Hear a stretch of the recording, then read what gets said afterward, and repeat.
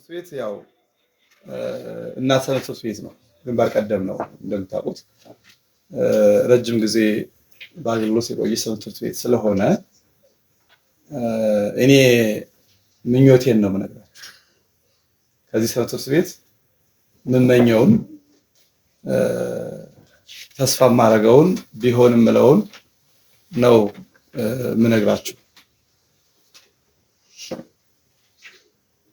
አንዳንድ ጊዜ እኛ ስላለንበት ጉዳይም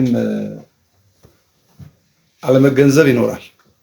ብዙ ወንድሞችና እህቶች ሰንበት ትምህርት ቤት ላይ ያሉ እህቶችና ወንድሞችን ቀርባችሁ ስታናገሩ ሰንበት ትምህርት ቤት መቼ ነው የተቋቋመው ሲባል ምንም፣ ለምንድን ነው የተቋቋመው የለም። የሚያውቁት እነሱ ወደ ሰንበት ትምህርት ቤት ጆይን ያደርጉበትን ጊዜ ብቻ ነው። ይሄ መልካም አይደለም። ስለዚህ ይሄንን እንደ አንድ ስራ ወሰዱት። መቼ ነው የተቋቋመው ሰንበት ትምህርት ቤት? በኢትዮጵያ ሁሉም አንድ የሰንበት ትምህርት ቤት አባል ይሄንን በቃሉ ነው የሚይዘው። ሰንበት ትምህርት ቤት በኢትዮጵያ የተቋቋመው መቼ ነው? ሁላችሁም ታውቃላችሁ? እስኪ የምታውቁ እጃችሁን አውጡ። በኢትዮጵያ የሰንበት ትምህርት ቤት የተቋቋመበትን ዘመን የምታውቁ እጃችሁን አውጡ። እስኪ የምታውቁ ከፍ አድርጉ። መቼ በማን የሚለውን የምታውቁ በደንብ ከፍ አድርጉ። አይዞህ። በእህቶች ደግሞ በቃ መቼ ነው ኢትዮጵያ ውስጥ ሰንበት ትምህርት ቤት የተቋቋመው? ረጅም ዓመት ነው እንደምታውቁት። ኢቭን ወልድ ዋህድ ራሱ በጣም ረጅም እድሜ እንዳለው ታውቃላችሁ። አንድ ወንድም ብቻ ነው ያወጣው እስካሁን ባለው። መቼ ነው የተቋቋመው? ዘመኑ መቼ ዘመን ነው? በማን ሲባል ነው ሰው የሚጠራው? ጥሩ ነው እንትኑ መቼ ናቸው እሳቸው? እንግዲህ ለምን የሚል ነገር አለ። እኔ የምፈልገው ለምንን ነው ደግሞ በተለይ መቼ የሚለው ታሪክ ነው። ይሄንን ሁሉም እዚህ ያለው ማወቅ አለበት። ስለዚህ ከዚህ ስትመለሱ ይሄንን የቤት ስራ አንድ ሰው ወስዶ ምን ይሄ ታሪክ ነው ሞልቷል፣ ዶክመንት ነው፣ ዶክመንቱን ሁሉም እንዲደርሰው ወይም የሆነ ቁጭ ተብሎ እንዲወራበት ማድረግ። ምክንያቱም ሰው ስላለበት ተቋም ማወቅ ግዴታ ነው። ይሄ ታሪክ ነው መቼ ተጀመረ። እኔ የምፈልገው ግን ለምን ተጀመረ ነው። ለምን ተጀመረ? የት እንዲደርስ ተፈልጎ ነው የተጀመረው? አሁን የት ደርሷል? ጉዳያችን ያለው እዚህ ጋር። እሱ ላይ በደንብ መነጋገር ያስፈልጋል። ሰንበት ትምህርት ቤት ሲቋቋም አዲሱን ዘመን የሚያሻግር ትውልድ ለመፍጠር ነው። አዲሱን ርዕዮተ ዓለም የሚታገል ትውልድ ያስፈልጋል። በዚህ አይነት ወጣቱ የሚውለው ከሰኞ እስከ ዓርብ አስኮላ ትምህርት ቤት ከሆነ ወደ አብነት ትምህርት ቤትም ሆነ ወደ ሃይማኖት ትምህርት ቤት የሚሄድበት ምንም አጋጣሚ ስለሌለው እንዴት አድርገን ነው ልጆቻችን ሃይማኖታቸውን እንዲያውቁ የምናደርገው ብለው አባቶቻችን ከሌሎች አሃት ቤተክርስቲያናት ልምድ ወስደው በሰንበት ልጆቻችን እየሰበሰብን ሃይማኖታቸውን ካላስተማርን በስተቀር በቃ ይሄ ትውልድ እንግዲህ ከቤተክርስቲያን ተለየ። ስለዚህ ብለው ሰንበት የሚለው ስም የተቀጸለለት ያው ከሰኞ እስከ ዓርብ አስኮላው ትምህርት ስለወሰደው ነው እንጂ ትምህርት ቤት ነው ይሄ፣ ወይም መንፈሳዊ ትምህርት ቤት ነበር። እንደውም እኔ ዘንድሮ ይሄ ሰንበት የሚለውን ስም እናንሳው ወደሚል እኔ ስልጣን ስለሌለኝ ነው እንጂ አዲሱ ስርዓተ ትምህርት ከመጣ በኋላ ሰው ሰንበት ቤትን የሚያይበት በቃ የሚያስፈልጉት ጥቂት አባላት፣ ዋና ዓላማውም ቤተክርስቲያን አካባቢ ላሉ ጥቂት አገልግሎቶች አጋዥ የሚሆን ጥቂት ሰው የሚያስፈልግ ስለመሰለው ወይ ስሙ ቢቀየር የሚል ሁሉ ነበረኝ። ሰንበት የሚለውን ትቶ መንፈሳዊ ትምህርት ቤት። ሰንበት የመጣው እንዳልኳችሁ ከሰኞ እስከ ዓርብ ያው መንግስት ስለያዛቸው ልጆቹን ቅዳሜና እሑድ ብቻ ስለሆነ የምናገኛቸው ልጆቹን እንዲህ ከሆነ የሰንበት ትምህርት ቤት እንበለው ብለው ነው። ድንገተኛ ስም ነው። ዞሮ ግን ትምህርት ቤት ነው። ሰንበት ትምህርት ቤት ማለት እንደ መንፈሳዊ ኮሌጅ እንደ ጉባኤ ቤት ትምህርት ቤት ነው። ትምህርት ቤት ነው። ነገር ግን መጠነኛ ስሌት እና ዝርዝር እቅድ ይወለው ነበረ። ይሄንን ስንቅ አድርገው አቋቋሙት ሰየው። ከዛ በኋላ ትምህርት መቼ ተዘጋጀለት? ዘንድሮ ነው እንግዲህ ወደ መጽሐፍ በየእጃችን የገባው ዘንድሮ አይደል? ዘንድሮ እኛ አልተወለድንም እኮ ሲቋቋም ሰንበት ትምህርት ቤት እኮ አልተወለድንም። ወልድ ዋህድ አሁን ዘንድሮ ስንተኛ ዓመቱን አከበረ? ገና ላይ ማክበር ከጀመረበት 53 እኛ 53 ለመሙላት ገና ብዙ ዘመን ይቆያል። አስባችሁታል? ያ ሁሉ ዘመን አልፎ ስርዓተ ትምህርት መቼ ተሰራለት? አሁን እንግዲህ የሚፈለገውን ውጤት አላመጣም ሰንበት ትምህርት ቤት። ለዛውም ግን በጥቂት ቁጥርም ቢሆን መናፍቃን ሲመጡ በመታገልም በየትኛውም ቤተክርስቲያን በምትፈልገው መንገድ በመቆም ያሉት እህቶች ወንድሞች ደክመዋል። ግን ቤተክርስቲያን የምትፈልገው በዚህ መንገድ አይደለም። እንደዚህ አይደለም የምትፈልገው፣ እንደዚህ አይደለም እቅዱ ዓላማውም እንደዚህ አይደለም። ሪሊ አሁን መሬት ላይ ያለው በአሃት በህንድ በግብጽ ያለው እንደዚህ አይደለም። እንደ ዓላማው ቢሆን እዚህ ያላችሁት እህቶችም ወንድሞችም የሰንበት ትምህርት ቤት መምህራን ናችሁ እንጂ ዘማሪዎች አልነበራችሁ። መምህራን ናችሁ። ዓላማው ትምህርት ቤት መምህር ማፍራት ነው እንጂ ሁልጊዜ ሰንበት ተማሪ መቀጠል አይደለም። መምህራንን ማፍራት በገፍ ከዛ በኋላ እነዛ በገፍ የምናፈራቸው መምህራን መልሰው ደግሞ ተተኪዎችን በገፍ ማፍራት። ሁሉም ክርስቲያን በሃይማኖቱ ጉዳይ እኩልና ተመሳሳይ ተቀራራቢ የሆነ የዶግማ የቀኖና የታሪክ የነገረ ቤተክርስቲያን ዕውቀት እንዲኖረው ማድረግ ነው ግቡ የሰንበት ትምህርት ቤት። ይሄንን ግብ መጥቷል ወይ? ይሄንን ዓላማ አሳክቷል ወይ? በፍጹም በፍጹም። እንግዲህ አሁን ከደሴ እንዳልኳችሁ ወልድ ዋህድ ትልቅ ሰንበት ትምህርት ቤት ነው። ስንት መምህራንን ያወጣው ብላችሁ በተለይ ከእህቶች ስንት መምህራንን አወጥቷል ብትሉ ደግሞ በጣም ጥያቄው መልስ ያጣል። እንግዲህ በአይናፋርነት ይሁን ጠንክሮ ባለመሄድ ይሁን እንደው በብዛት የተወሰነ ወንድሞች ላይ ካልሆነ በስተቀር እህቶች ላይ በዛ ያሉ በ10 በ15 በ20 የሚቆጠሩ ጠንካራ መምህራን የሉም። ወንድሞችም ላይ በጣም በጣት የሚቆጠር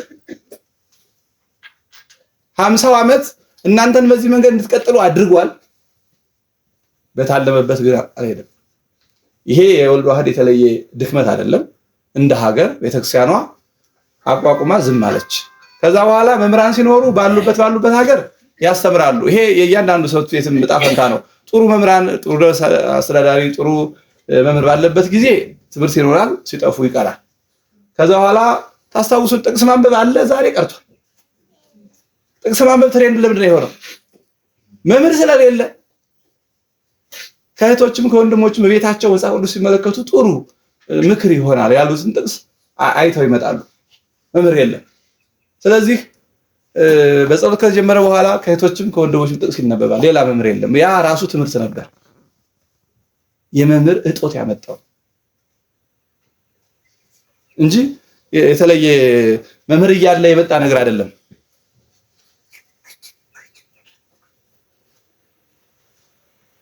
ስለዚህ ቤተክርስቲያኗ እስካሁን በራሷ ድክመት ማግኘት ያለባትን ሳታገኝ ቀርታለች። ይኸው ህዝቡ ሃይማኖቱን አያውቅም። ይኸው ትውልዱ ሃይማኖቱን አያውቅም። የሁሉም አጥቢያ ልጆች የእናንተ አባል አይደሉም። ለምሳሌ አሁን ደሴ መድኃኔዓለም ያሉት ምዕመናን ከትንሽ እስከ ትልቅ ሁሉንም ልጆቻቸውን አይልኩም። ፈቃደኛ የሆነ ወላጅ ምናምን እንደዚህ በፈቃደኛ የተመሰረተ ትምህርት መሆኑ ቀርቶ ለተለየ አገልግሎት ብቻ ጥቂት ሰዎች የሚፈለጉበት አይነት ነገር ሆነ። ይሄ ግን የተቋቋመበት ዓላማ አይደለም። ሰንበት ትምህርት ቤት ሰንበት ትምህርት ቤት የሃይማኖት ትምህርት ቤት ነው። እንደ መንፈሳዊ ኮሌጅ ነው።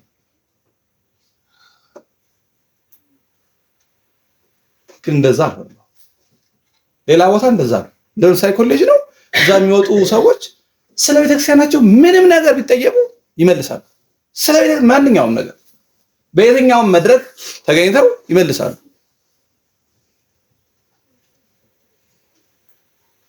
በመጽሐፍ ቅዱሳዊ ጉዳዮች ላይ በምን መንገድ አያፍሩ። እኛ እንደዛ መሆን አልቻለም። ይሁን እንግዲህ ያለፈውን ነገር መውቀስ አያስፈልግም። እኔ የተቋማበትን ጊዜና ዓላማው እንደዛ ሆኖ ግን ዓላማውን አሳክቷል አላሳካም የሚለውን እንድታዩት ነው እንጂ ያለፈውን መውቀስ አያስፈልግም። ኦልሬዲ በምን መንገድ ይሁን በምን አለፈ ትምህርት ቤት ቢያንስ በዚህ ቁመናው እዚህ ደርሷል።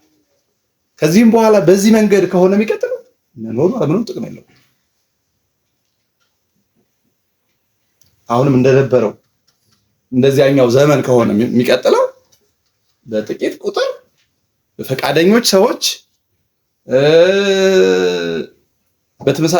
የእውቀት ደረጃውን በዚህ መንገድ ሆኖ ከሆነ የሚቀጥለው በእውነቱ ይሄ ምንም ጥቅም የለውም። ያሳለፍነውን ዘመን ተቆጭተን መሆን የነበረብንን ባለመሆናችን ተቆጭተን አሁን የመጣሁት እንደው እናንተ ማግኘት ፈልጌ የመጣሁት በዚህ ዓመት በደረስኩበት ሁሉ ሌላ ስብከት የለኝም ከሰጡት የሥራ ትምህርት ውጪ በደረስኩበት ቆምኩት መድረክ። ምክንያቱም አንዳንዴ ለውጥ የምታመጡበት ላይ መድከም፣ ጊዜ፣ ጉልበት ማባከን ለውጥ አሁን ጥሩ ፍንጭ ነው የመጣው። ከሰራ አንድ መሰረታዊ ለውጥ የሚያመጣ ነገር ግን ስንሰራ መጀመሪያውኑ እቅዳችን አስተካክለን ነው መነሳት ያለብን።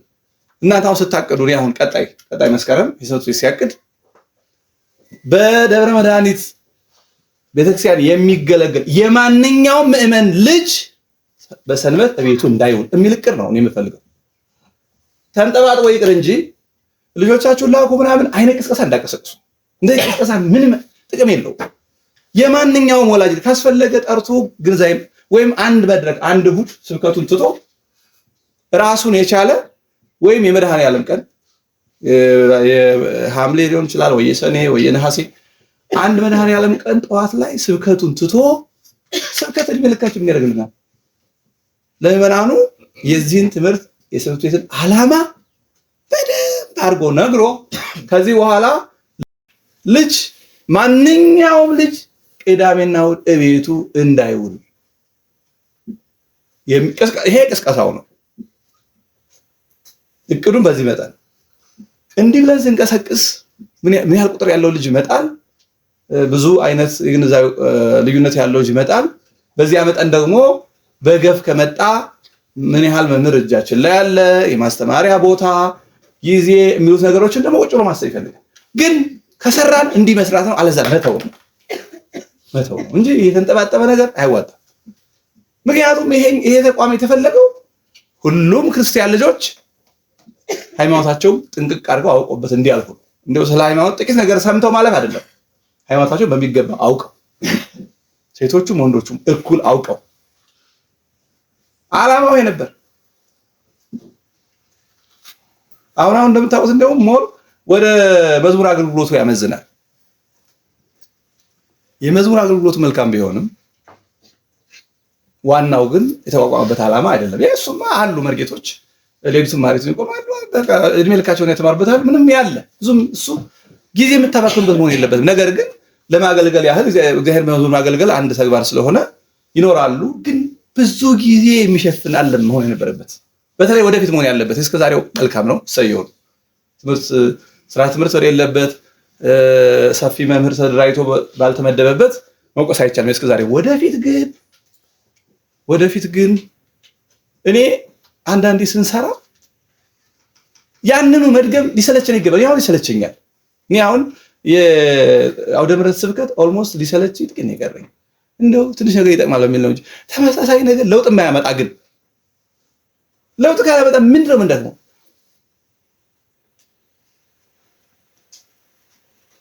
ለውጥ ማለት እኮ ከነበርንበት የሆነ ነገር አሁን አንድ ተመሳሳይ ራዲየስ ያለው ክብ ሰራሁ ልበል።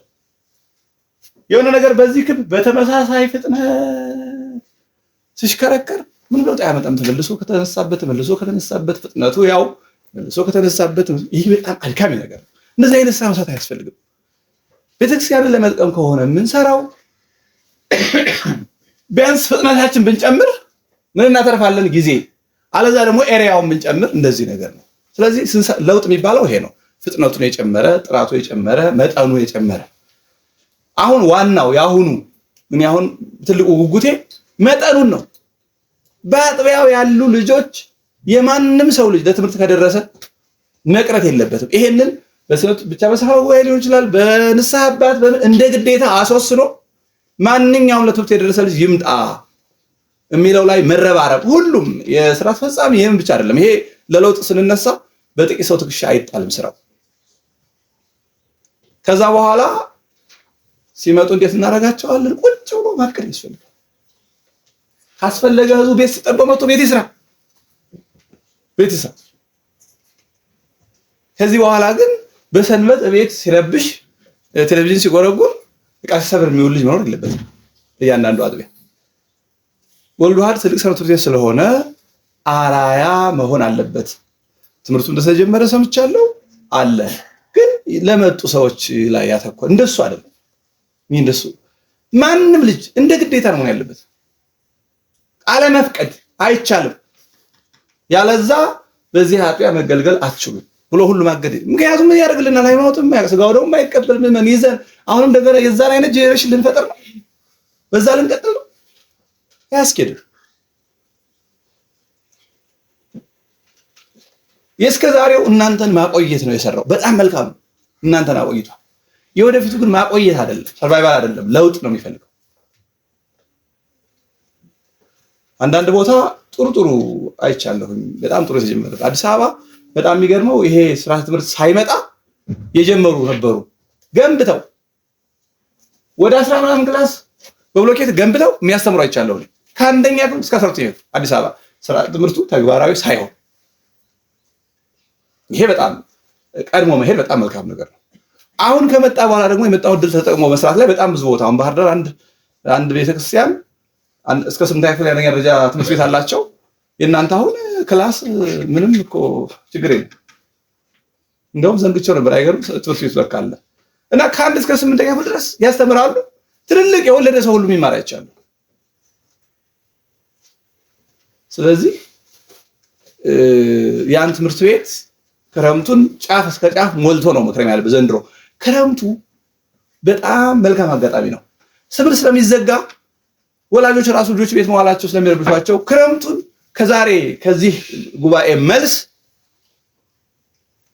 በደም ሁላችሁም ድርሻ ወስዳችሁ ስሩና ክረምት ላይ በገፍ እንዲመጡ ማድረግ በገፍ። ከዛ በኋላ ክረምቱን በደም ተመልከው ከረማ አይመለሱም።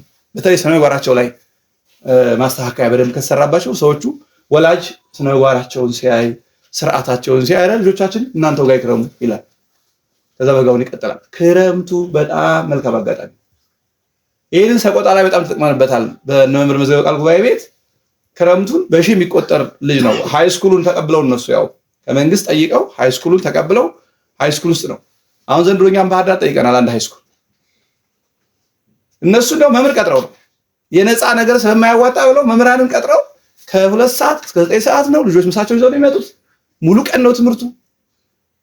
ቋሚ ፕራክቲካል የተግባር ትምህርቶች ያሏቸው። ለምሳሌ እግር ማጠብ፣ ሄዶ ወላጅን እግር ማጠብ፣ እንደዚህ ነገሮች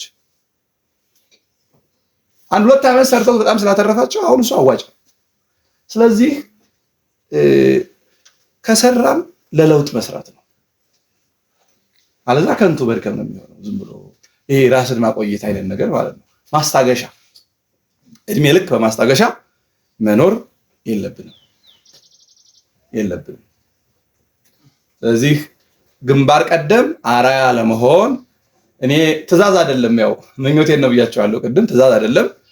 የዚህ የዛሬው ጉባኤ ውጤት በጣም ምርጥ መለኪያ ይሆናችኋል። የዚህ ምክክራችሁ ምን ለውጥ አመጣ ለሚለው የሚታይ መለኪያ የክረምት ትምህርቱን ሁሉንም ልጆች በዚያ በሙሉ በአንደኛ ደረጃ ትምህርት ቤቱ ላይ ሞልታችሁ ከከረማችሁ በቃ ከርሞ ይቀራሉ። ቅዳሜና እሑድ ስለሆነ ከዛም ቀጥሎ በሚኖረው ያው ቅዳሜና እሑድ በዛው ትምህርት ቤት ይማራሉ። አዲስ ወንበር መግዛት የለ፣ ቦርድ መግዛት የለ፣ ምን የለም ባለበት ይቀጥላልና እኔ ይሄንን ከቁጥ እቅድ ወተን ቤተክርስቲያን ወደምትፈልገው በምትፈልገው መጠን በመስራት ላይ ግብጾች ደግሞ 3 ዓመት ላይ ነው የሚጀምሩት። በጣም ነው የሚገርመው። የ3 ዓመት የሆነው ህፃን እቤት አይውልም። ልክኛው ልጆች 4 ዓመት ሲሞላቸው መዋዕለ ሕፃናት ማስመዝገብ እንደ ግዴታ ስለሆነ ማንም ወላጅ ተሯሩጦ እንደውም እባካችሁ ብሎ ሞልቷል ቢባል የነፍስ ብሎ ለምኖ ሰው ሽማግሌ ልኮ አይደል የሚያስመዘገበው ሰው ልጅ ሳይመዘገብ ከረመ እሪ ብሎ ማለት ነው። ልክ እንደዛ ነው እነሱ ጋር አይቻልም። 3 ዓመት የሞላው ልጅ ቤት መዋል አይቻልም። ቤተክርስቲያኗ ጥቅሟም አዛዥነቷም ትንሽ በመንግስት ሌቭል ነው በእነሱ ላይ። ለምዕመናኖቹ ህይወታቸው ቤተክርስቲያኗ ስለሆነች ጉዳዩም ስለገባቸው 3 ዓመት ሲሞላው አምጥተው ይሰጣሉ። ከዛ በኋላ ባይጽፉ ባያነቡ በፕራክቲስ ማማተ መስገድ፣ መጸለይ፣ ቅዱሳን ስዕል እንደ ስማርት ክላስ ለነሱ የሚሆን በጣም ልዩ ክላስ በስዕል የተሞሉ ክላሶች፣ አጫጭር ቪዲዮዎች ይዘጋጁላቸዋል። ከ3 ዓመት እስከ 6 ዓመት የሃይማኖት ኬጂ ይማራሉ። እንግዲህ በአሁንም ስርዓተ ትምህርቱ ቅድመ አንደኛ አለው አይደል እንዴ? አለው። ያን ተከትሏል ማለት ነው። ከ6 ዓመት ደግሞ እስከ 10 ዓመት አንድ የሆነ ትንሽ ከፍ ያለ ትምህርት ያስተምራሉ። ከ11 ዓመት እስከ 18 ዓመት ሙሉ የሃይማኖት ትምህርት ዶግማ፣ ቀኖና 18 ዓመት ሲሞላው ትምህርት ቤት ያጠናቅቃል። አንድ ተማሪ ትምህርት ይጨርሳል። ኦልሬዲ በእነሱ ትምህርት ነው ትምህርት ይጨርሳል። 18 ዓመት ከሞላው በኋላ ደግሞ ሰንበት ተማሪ ብትሉ ያኮርፋል። እንዴ እኮ ትምህርት ይጨርሻለሁ ትምህርት ስለሆነ ማለት ነው። ሰንበት ቤት ማህበር አይደለም ትምህርት ነው። የትምህርት ተቋም ነው። ኮሌጅ ብላችሁ ሰሩት። 18 ዓመት ሲሞላው ዘመናዊ ትምህርቱ ሲጨርስ ልክ ጎን ለጎን ይጨርሳል ይሄኛውን። ከዛ በኋላ ወደ ዩኒቨርሲቲ ሲገቡ ከሃይማኖት ትምህርት ያወጡና ወደ የህይወት ትምህርት ትዳር ይመጣል። ማንን ነው ማግባት ያለብሽ? ማንን ነው ማግባት ያለብህ? መተጫጨት በምን መንገድ ነው የሚሆነው? ከዛ በኋላ ሚስት ከባሏ ጋራ ምን አይነት ላይፍ ነው የሚኖራት? የእድሜ ልክ ነው። ይሄ ከ18 ዓመት እስከ 26 ዓመት ባለው ጊዜ ውስጥ የሚያስተምሯቸው ህይወታቸውን ቀጣይ ህይወታቸውን በሙሉ ነው። ባል ከሚስቱ ጋር ሲኖር ከሚስቱ ቤተሰቦች ጋር ልጅ አስተዳደግ እንዴት እንደሆነ ክርስቲያን አድርጎ ማሳደግ ደረጃ፣ ኢኮኖሚ፣ ክርስቲያናዊ ኢኮኖሚ አስተዳደሩን ከመንግስት ጋር የሚኖራቸው እያንዳንዷን የቀጣይ ህይወታቸውን በሙሉ ከ18 ዓመት እስከ 26 ዓመት ባለው በደንብ ያስተምሯቸው። ዩኒቨርሲቲ ይገባሉ። በዚያ ወቅት ውስጥ ዩኒቨርሲቲ ላይ እንደ ግቢ ጉባኤ ያለ መሰባሰቢያ ያላቸው። እረፍት ሲሆን በእነሱ ሀገር ክረምት ስለሌለ እረፍት ነው። ያው ክረምቱ እረፍት ሲመጡ ሴቶች ወደ ሴቶች ገዳም፣ ወንዶች ወደ ወንዶች ገዳም ነው የሚያሳልፉት። የሴትና የወንድ ገዳም በእነሱ ሀገር ባንድ አይደረግም። ይሄ ገዳም የሴት ከሆነ የሴት ብቻ ነው፣ የወንድ ከሆነ የወንድ ብቻ ነው። እና በዚህ ምክንያት ልጆቹን ክረምቱን ወይም እረፍቱን እዛ ይልኳቸዋል። በዛ ያሉ እናቶች በጣም የተማሩ ናቸው። ቅድም ያልኩትን ከ3 ዓመት እስከ 26 ዓመት ሃይማኖታቸው የተማሩ ናቸው መናኞቹ። ሚኒመም ዲግሪ ከሌላቸው ገዳም የሚያስገባም የለም። ፈርስት ጥያቄው ትምህርትን ጨርሰሃል ስለሆነ ማለት ነው። መናኞቹ ግን ፕሮፌሰሮች ናቸው። በጣም ትልልቅ ፕሮፌሰሮች፣ በጣም የተማሩ በመንፈሳዊ ኮሌጁም የእናቶች መንፈሳዊ ኮሌጅ ስላለ የእናቶች ገዳም ላይ የሚገኙትም እናቶች መናኞች በመንፈሳዊ ኮሌጅ ዲግሪ ያላቸው፣ በዓለማዊ ዲግሪ ያላቸው እንደዚህ ናቸው። እና እነዛ ልጆች ተቀብለው በጥሩ ሁኔታ ሸፕ ሲያደርጓቸው ይከርማሉ። ወንዶቹም እንዲሁ በወንዶቹ። ከዛ በኋላ 6 ዓመት ሲሞላቸው ትምህርታቸው ጨርሰው ትድና ሰልጥነው ሀገራቸውን አገልግለው ወደ ጎልማሶች ማህበር ቀላቀሉ። ጎልማሶች የሚባለው አንድ ሰው ትምህርቱን ከጨረሰ ጀምሮ ጡረታ እስኪወጣ ያለው ሁሉም ህዝብ ያለበት ማለት ነው። ያኛው እንግዲህ ህይወታቸውን እንዴት መቀጠል እንዳለባቸው እንደተነገራቸው የሚኖርበት ላይፍ ነው። ምናልባት ይሄ የሥርዓተ ትምህርት ከነዛ የተቀዳ ይመስለኛል። እንደምታዩት ልክ ከቅድመ አንደኛ እስከ 12ኛ ክፍል ነው። ግን መተግበር ላይ እየተሰራ አይደለም። ወላጆች ትምህርት ተዘጋጅቷልና ትምህርት ቤት ልጆቻችሁን ላኩ፣ እንዲህ አይነት ታያዋል። ሰው የኛ ሰው በቀላል ቅስቀሳ የሚያምን ሰው አይደለም። ቅድም ያልኳችሁ ባህር ዳር ያየነው ደብር ምንድነው ያደረገው? ህዝቡ በደብዳቤ በንስሐ ልጅ ተጠራ። አንድ ሰፊ አዳራሽ ውስጥ ሄደው